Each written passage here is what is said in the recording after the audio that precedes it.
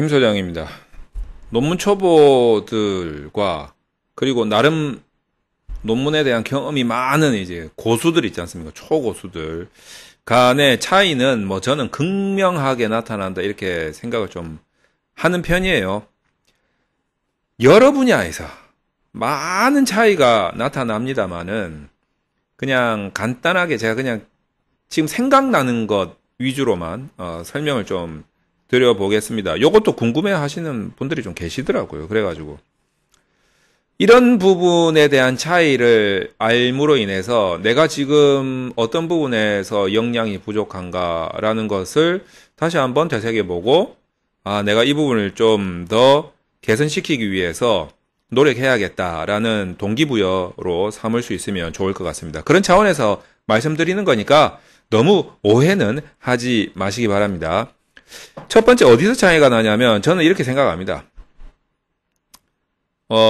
이제 초보분들은 제가 이제 컨설팅을 하거나 강의를 하면서 이야기를 해보면 논문에 대해서 막 대화를 하다 보면 이분들의 특징은요. 무슨 분석을 하느냐 이거지. 무슨 분석을 하느냐. 무슨 분석을 하느냐 여기에 아주 초미의 관심을 가지고 있는 거지. 그래가지고 이렇게 따집니다. 석사 수준의 분석이다. 박사 수준의 분석이다. 이거는 고등학생 리포트 수준의 분석이다. 이렇게 그 분석의 기법 종류에 의해서 자신의 논문의 수준을 결정하는 요런 느낌이 좀 있는 것 같아요. 그런데 사실 초고수들은 그 분석 기법이 있잖아요. 그 기법의 난이도를 크게 신경을 안 쓰는 편이다. 저는 이렇게 말씀드릴 수가 있을 것 같아요. 오히려 이렇게 생각하죠. 논문의 진정한 고수들은 이 연구의 필요성이 정말 만약에 이게 학술 연구 논문이라면 학술적인 그 선행 연구의 동향 그리고 그 선행 연구들의 한계에 의해서 나오는 연구 필요성 제기가 정확하다면 이게 논리적이라면 그 필요성에서 나오는 연구 문제가 있을 거 아니에요? 이 문제가 해결되어서 학술적인 가치를 충족시킬 수 있는, 다시 말해서 선행연구와 차별화에 기여할 수 있는, 학술적 가치에 기여할 수 있는 그런 학술적 시사점과 그리고 실무적 시사점에 대한 논의를 할 수만 있다면, 심지어는 그냥 더하기, 빼기, 곱하기, 나누기 가지고만으로도 해결이 된다면 그거는 연구의 가치가 있다라고 생각을 한다는 거예요. 그렇기 때문에 어떤 기법을 쓰느냐, 이거는 그 수준에 의해서 논문을 결정하는 게 아니고 그 문제를 풀 수 있는 가장 적정한 방법이면 되는 겁니다. 따라서 그게 양적이든 질적이든 또 양적에서 질적에서 나오는 파생되는 각종 기법상에서 내가 지금 이 문제를 풀 수 있는 현실적으로 봤을 때 내가 최선을 다해서 수집할 수 있는 그 자료를 바탕으로 그 문제를 해결할 수만 있다면 그거는 그 많은 기법들 중에 내가 선택을 하면 되는 문제인 것이죠. 그리고 그 풀어가는 과정이 있잖아요. 그 풀어가는 과정도 어떻게 보면 분석 과정상의 로직이죠. 로직. 그 분석의 흐름. 그 분석 하나만 가지고 가설 검증한다라고 여러분 생각하시면 안 돼요. 풀 게 많아요. 그 자료는 타당한가? 연구 대상은 어떤가? 내가 사용한 도구는 타당한가? 신뢰로운가? 그리고 일반적인 어떤 현황은 어떠한가? 이렇게 풀어가는 순서가 있다고요. 이 순서의 로직을 잘 짤 수 있느냐? 그 부분에 대해서 정말 타당하게 분석의 흐름을 타고 있느냐? 이거를 그 로직을 짤 수 있는 사람이 정말 초고수라는 거죠. 자, 그래서 그 부분에서 조금 차이가 난다. 초보자들은 그냥 무슨 분석 딱 하나만 딱 골라가지고 그 분석으로 내가 논문에 쓴다 이러면 우와 그 분석 엄청 어렵다던데 뭐 이런 식으로 평가를 받을 거라고 생각을 하시는 모양인데 아니다라는 거죠. 자, 두 번째는 요런 특징이 좀 있어요. 이거는 제가 많은 분들한테 논문 초보 분들한테 항상 물어보는 겁니다. 항상 물어보는 거. 자신의 논문이 뭡니까? 그 논문 뭔데요? 한번 설명 좀 해봐 주세요. 요거는 저뿐만 아니라 지도 교수님도 그렇고 심사위원도 그렇고 다 물어보는 거예요. 여러분들은 그냥 자기가 뭐 연구 계획서라든지 지금까지 쓴 논문을 뭐 한 30페이지, 60페이지 이렇게 막 작성해가지고 저한테도 그렇고 지도 교수님한테도 그렇고 심사위원들한테도 그렇고 메일로 막 보내면 그분들이 막 시간이 남아 돌아가지고 예? 막 안 쓰던 돋보기 쓰고 막 24시간 그 논문만 막 줄쳐가면서 옛날에 무슨 뭐 사법고시 공부하듯이 막 이렇게 읽을 것 같은 생각을 하시겠지만 그거 읽고 싶은 사람은 없습니다. 저도 없고. 그래서 저도 항상 말씀드리잖아요. 저한테 뭐 검토해달라고 논문 파일 보내주시거나 거의 못 봐요. 지도 교수님도 마찬가지일 겁니다. 그거 읽을 시간이 없습니까? 그거 읽을 시간에 내가 잠이라도 한숨 더 자야지 쉬어야 될 거 아니에요. 내 취미생활도 해야 될 거 아니야. 나도 바빠 죽겠는데. 그래서 항상 물어보잖아요. 이게 뭔데? 설명해봐. 이렇게 물어보는 거예요. 그때 초보분들은 어떻게 설명하느냐면 뭐 위주로 설명하냐면 꼭 자기 개인 이야기를 하고 있더라고. 내가 답답해서 미치겠는데 내가 이 부분을 얼마나 많이 아는지 아십니까? 내가 이 분야에서 오랜 경험을 갖고 있고 막 이런 개인 이야기를 엄청나게 많이 하시더라고요. 그거 아니면 조금 이제 있어 보이려고 하는지는 모르겠는데 그 이론적 배경에나 나올 법한 이론, 뭐 현황 뭐 이런 거 있잖아요. 뭐 요런 뭐 사례 이런 이야기 위주로 자꾸 그냥 장황하게 설명을 하시는데 정작 듣고 싶은 사람은 그게 아니란 말이지. 정작 듣고 싶은 사람은 이 학술 연구 논문의 세계에서는 딱 두 가지예요. 정작 듣고 싶은 건 왜? 어떻게? 이 왜는 뭐냐면 연구 필요성이에요. 그리고 어떻게는 뭐냐면 방법론이죠. 제가 첫 번째 했던 이야기하고 맥락이 좀 상통하는 건데 연구 필요성은 뭐냐면 자 이런 개인 이야기나 뭐 현황 사례에서 나온 연구 필요성이라기보다는 그거는 이제 하나의 계기인 것이고 이거는 그냥 계기는 될 수 있겠지만 정작 학술 연구 논문을 제대로 평가하고 심사하기 위해서 들어야 되는 연구 필요성은 뭐냐면 어떤 학술적인 근거에 의한 연구 필요성을 말하는 거예요. 그러니까 이 선행연구의 동향, 그러니까 내가 이 계기로 삼고 있는 뭐 이런 대상이라든지 뭐 이런 문제에 대해서 나만 연구한 게 아닐 거 아니에요. 뭐 비스무리하게라도 접근했던 학술적 그런 연구 보고가 있었을 거 아니에요. 그게 없다라면 내가 지금 하고자 하는 것은 이론적 근거 없는 소리가 되는 거기 때문에 학술 연구 논문 세계에서는 이론적 근거가 있는 그 바탕 위에서 뭔가가 이루어져야지만 결론에서 이 연구의 분석 결과를 바탕으로 학술적 가치에 기여했다고 논의한다라는 말을 쓸 수가 있는 거 아니겠어요. 그래 학술적 가치에 기여해야 될 거 아니에요. 그러니까 이제 선행연구와 차별화된 이 동향을 따르면서도 얘네들을 전부 다 이론적 배경으로 가져가면서도 선행연구의 한계를 선행연구가 못 본 거, 선행연구가 못했던 거 이런 것들을 이제 우리가 추론이나 관점의 변환으로 파악을 하고 여기에서 선행연구가 못 본 거 바로 그거에 대한 연구 필요성을 제기를 한다라는 이 흐름에 대한 설명이 있어야 된다라는 거예요. 그러니까 여러분이 계기에 해당되는 이런 개인 이야기라든지 이런 것들을 너무 장황하게 앞에서 설명해버리면 사람이 지쳐요. 듣는 사람이 지친다고. 그러니까 이런 것들은 그냥 뭐 간단하게 이야기해 줄 수는 있지. 네. 안 해도 되고 솔직히. 자 그렇다면 간단하게 이야기를 하고 빨리 이쪽으로 넘어가야 될까요? 이쪽으로.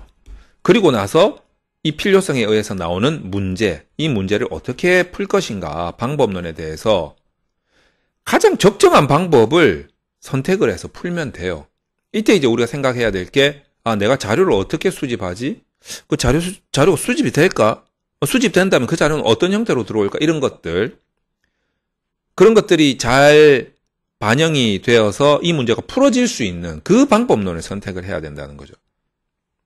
그러니까 이걸 만약에 거꾸로 간다면 방법을 내가 먼저 선택해 놓고 박사 수준에 맞는 적어도 구조방정식 이상은 돼야 박사 논문이라 할 수 있지 않겠는가 이렇게 해가지고 그냥 구조방정식 하나 정해놓고 거꾸로 이제 이렇게 역으로 추적해서 들어가면 어떻게 재수 좋아가지고 아다리 맞아가지고 좋은 논문 나올 수도 있겠지만 FM은 아니다 이렇게 보는 거죠. 예, 그렇게 되면 그거는 이제 좀 여러분 수준이 좀 어느 정도 왔을 때 가능합니다. 그게 가능한 이유가 뭐냐면 우리가 이 연구 필요성을 논리적으로 끌어가면서 항상 방법론을 같이 생각을 하거든요. 그러니까 방법론을 생각을 하면서 이 방법에 얼추 맞도록 논리 구조를 짜는 거는 그 방법론을 아주 잘 알고 있어야 돼요. 그러니까 어느 정도 수준이 되면 방법론을 먼저 생각을 하면서 그 방법론에 맞는 논리 구조를 짤 수도 있지. 그러나 초보분들이 그렇게 하기에는 역부족일 것이다. 저는 이렇게 생각을 합니다. 그래서 초보하고 초고수의 차이점은 아마 그런 데서도 나타나지 않겠나 이렇게 생각을 합니다. 그리고 이제 또 세 번째는 어떤 게 있냐면 한 요런 게 있을 것 같아요. 이제 방법론을 이제 선택을 했단 말이지. 근데 질적 연구는 그런 게 별로 없는데 이 방법론을 여러분들이 이제 양적 연구를 선택을 해가지고 통계 분석을 하게 됐다라고 하면 꼭 이런 문제가 나오더라고. 우리가 통계 분석을, 데이터 분석을 솔직히 손으로 계산하는 사람은 없잖아요. 주판으로 계산하는 사람도 없고, 전자계산기 가지고 계산하는 사람도 없잖아요. 엑셀 쓰는 사람도 있긴 있는데 드물어. 예. 그러니까 주로 이제 소프트웨어를 사용한단 말이에요, 소프트웨어. 그러면, 이런 분들이 꼭 있어요. 이제 특히 지도 교수님들 중에서 요즘은 그래도 많이, 저도 많이 이 부분에 대해서 역할을 좀 해왔다라고 생각을 좀 합니다만은, 소프트웨어를 꼭 이거 써야 된다. 이거 안 쓰면 난 절대 안 된다라고 고집 부리시는 지도 교수님들이 가끔 있어요. 이 지도 교수님들이 저는 뭔가 좀 뭔가 기술의 발전을 못 따라가고 있다. 추이를 좀 못 읽고 있다. 공부를 좀 안 하신다. 저는 이렇게 생각이 들어요. 왜냐면 저도 옛날에 제가 제일 처음 통계 분석한 게 언제였더라? 1998년? 1998년. 요때 제가 처음 통계 분석을 했었던 것 같아요. 진짜. 지금 생각하면 통계 분석은 무슨 티어자도 모르는, 완전히 통계의 티어자도 모르는 그 상태였던 것 같아요. 내가 무슨 자신감으로 통계 분석을 했는지 지금은 고개를 못 들겠어, 솔직히. 그때만 하더라도 통계 분석을 하면 그 SPSS를 썼었죠. 그 SPSS가 유료란 말이에요. 그러니까 이제 아직도 생각나는 게 우리 그 학교에 가면 이제 고려대학교 정경관이죠. 거기가 6층 건물인가 지금 더 신축됐는지 모르겠는데 6층 건물이었는데 거기에 1층인가? 1층에 그 통계학과에서 운영을 했었나는 모르겠는데 컴퓨터실이 있었어요. 지금도 있는지는 모르겠네. 그 컴퓨터실에서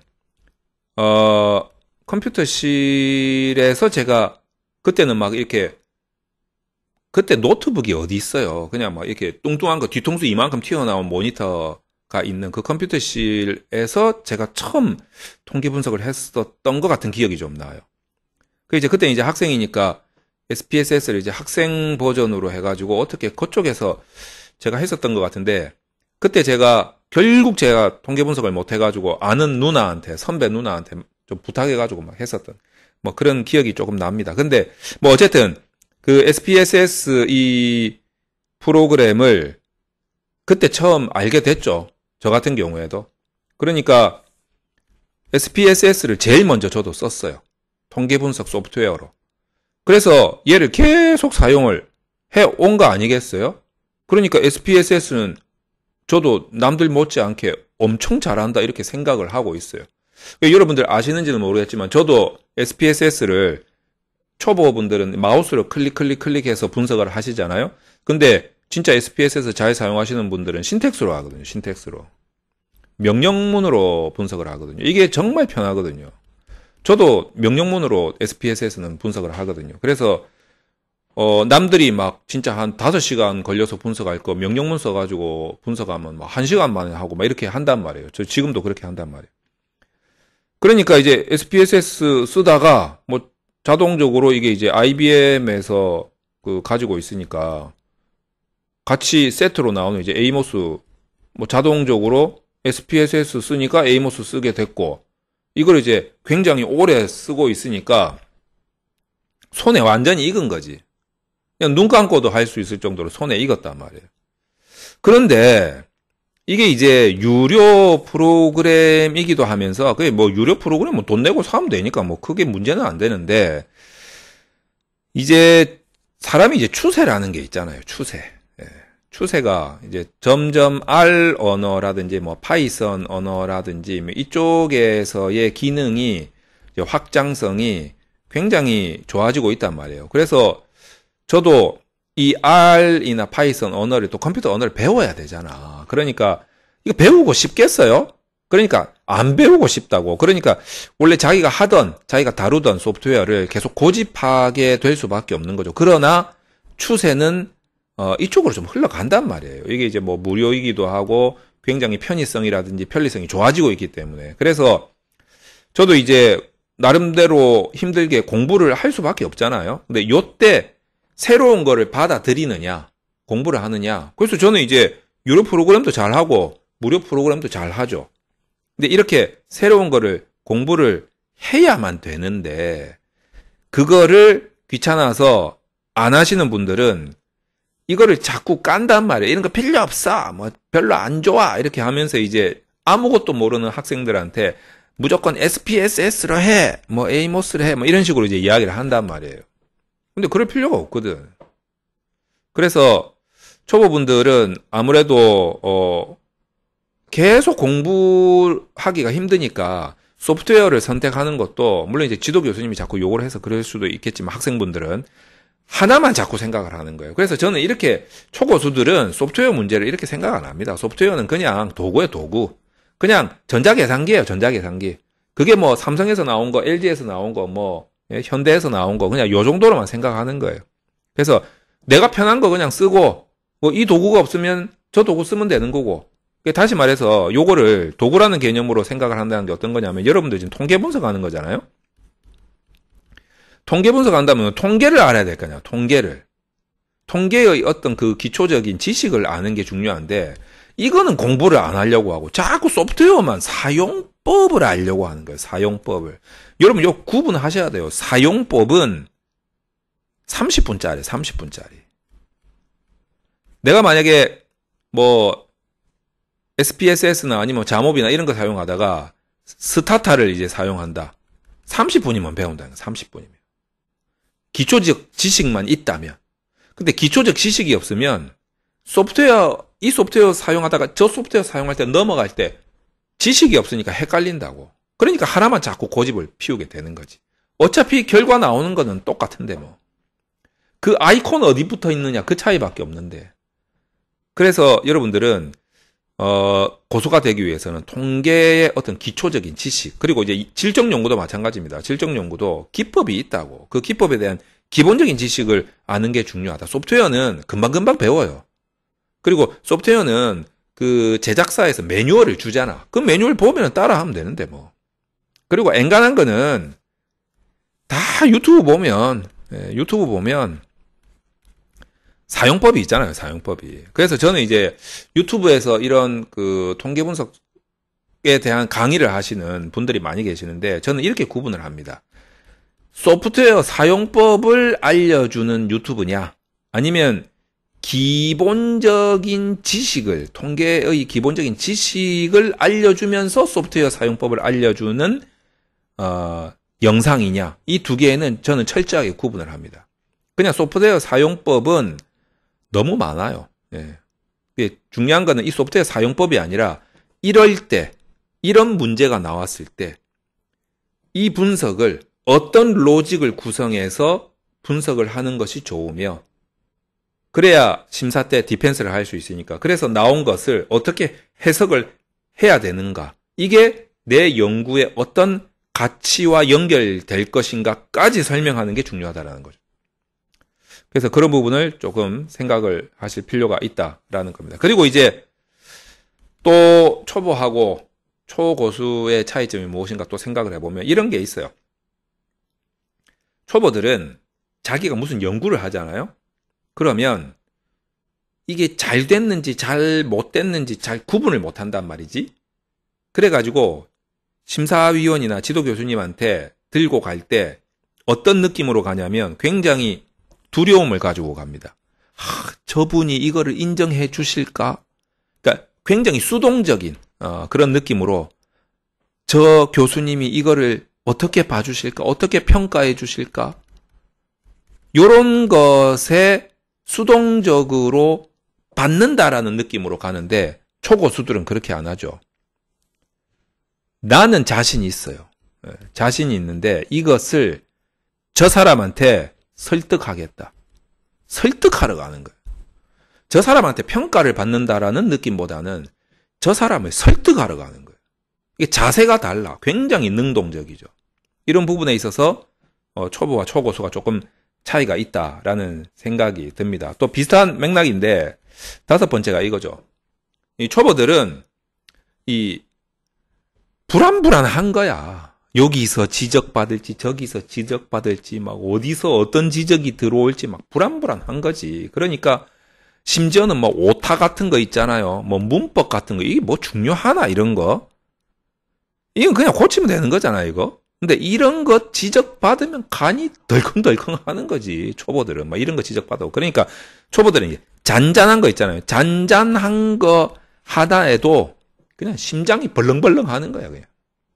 근데 초고수들은 이런 거 지적받아도 꿈쩍도 안 합니다. 교수님들이 뭐가 오타가 많니? 문법적으로 많니? 주어와 목적어가 어쩌게 됐냐? 고치면 되잖아요. 고치면 속으로 이렇게 생각하죠. 고칠게요? 그 중요한 거는 큰 맥락이잖아요. 큰 맥락. 이거 하나 딱 보고 가는 거예요. 설명을 해도 이것만 딱 설명을 하는 거예요. 이게 어떤 겁니까? 우리 옛날에 고등학교 다닐 때 누구나 다 해봤다는 거 17대1 싸움 같은 거 다 해보셨잖아요. 다 패싸움 해봤잖아. 일단 어떻게 해야 되는 거? 17대1 싸움 어떻게 합니까? 방법이 딱 하나 있잖아. 두목을 한 놈만 패는 거야, 그냥. 두목으로 보이네. 한 놈만 패는 거지, 그냥. 그거하고 똑같아요. 큰 맥락 하나만 잡고 가는 거예요. 여기에서 지적 들어오면, 나 이거 설득하러 갔는데, 여기에서 지적을 해? 그러면 불안한 게 아니고, 그래? 하면서 팔을 걷는 거지. 내가 지금 제일 자신 있어 하는 이 큰 맥락을 내가 설득을 하러 왔는데, 이거를 지적해? 지금 나하고 한번 붙어보겠다는 거야? 하면서, 물론 이제 건방지게 하면 안 되고, 굉장히 겸손하게, 낮은 목소리로 조곤조곤 이렇게 이야기를 하면서 설득을 해 나가는 거죠. 근데 여기서 만약에 내가 생각해도 이거는 지도 교수님이나 심사위원 분의 말이 맞다라고 하면 그때는 큰절합니다. 진짜. 너무 감사합니다. 교수님 덕분에 제가 진짜 큰 깨달음을 얻었습니다. 정말 좋은 지식을 알게 됐습니다. 감사합니다. 이거 리젝트 당해도 저는 너무 기분 좋습니다. 배웠기 때문에. 이렇게 딱 되는 거지. 그거를 심사하신 지도 교수님이나 심사위원분들도 딱 느껴요. 이 학생이 진짜 논문을 아는 학생이구나. 이렇게 딱 느끼는 거죠. 그럼 이제 기회를 한 번 더 준다는 거지. 근데 뭐 오타, 문법 이런 거 잔잔한 거 하나 지적받을 때마다 막 고개 팍팍 숙이고 죽여주시옵소서 막 이런 식으로 나오면 지적하는 교수님도 답답해요. 이게 뭐라고. 지적하는 사람도 좀 문제가 있지만 이거 지적해서 진짜 눈물 뚝뚝 흘리는 학생을 보는 그 심정도 참 교수님 입장에서는 답답한 거예요. 그래서 이런 부분이 좀 초보하고 초고수하고 좀 다른 점이 아닌가라는 생각이 좀 듭니다. 또 그리고 뭐 생각난 김에 뭐 지난번에도 이런 영상을 많이 올리고 있지만 초보들은 기본적으로 그 논문을 보는 속도가 좀 느려요. 이게 되게 중요한 건데 선행연구의 동향을 파악하는 시간이 있잖아요. 이걸 빨리 파악해야 선행연구 한 게 교수님으로부터 연구 필요성을 내가 끄집어내서 빨리 나의 논리를 잡고 문제를 제기하고 연구 방법론 대입하는 이 논점을 만들어가는데, 큰 맥락을 만들어가는데, 세워라, 내워라, 뭐 이렇게 하면서 이 선행연구 동향, 선행연구 한 편 보는데 한 달 걸리고 뭐 이러고 있으니 동향은 무슨 동향을 파악하겠어요. 그래서 이제 여기에서 이 초보하고 초고수하고의 이제 아주 스타트부터 차이가 난다 이거죠. 초고수들은 아무래도 이제 논문을 오래 봐왔기 때문에 그 논문을 보면 이제 패턴이 좀 보여요. 그 패턴, 다시 말해서 구조를 알기 때문에 어떤 선행연구를 딱 봤을 때 빨리빨리 이게 파악을 해 나간다라는 거죠. 그래야지 동향이 큰 흐름이 보이거든. 그 안에서 이 연구들과 차별화된 요소를 발견해내고 그것을 이제 풀러 나가는 논리 구조를 나의 논점으로 잡는 거죠. 이제 그게 큰 맥락, 그게 중요하다라는 것을 고수들은 압니다.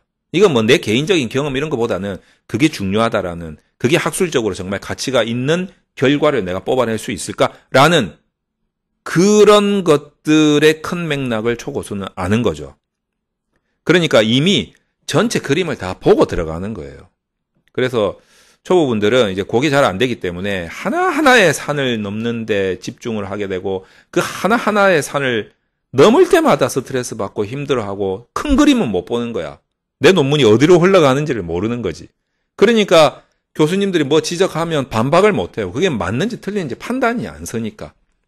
근데 만약에 전체 내 논문의 흐름을 알고 어디로 흘러가는지를 아는 상태에서 지도를 받거나 심사를 받을 때는 교수님이 자꾸 내 맥락을 건든다? 그거 우리 용납 못 합니다. 그러면 자꾸 이제 겸손한 자세에서 디펜스를 하게 돼. 그게 디펜스지, 디펜스.